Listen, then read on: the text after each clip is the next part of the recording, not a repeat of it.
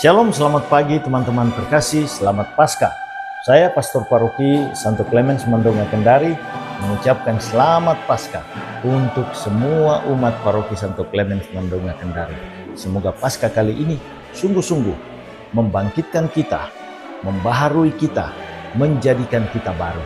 Mari kita mulai berwacana untuk berubah, bukan hanya dalam hati, apalagi dalam pikiran, tetapi dalam perbuatan, tindakan, terutama pemberian diri dan pelayanan kita.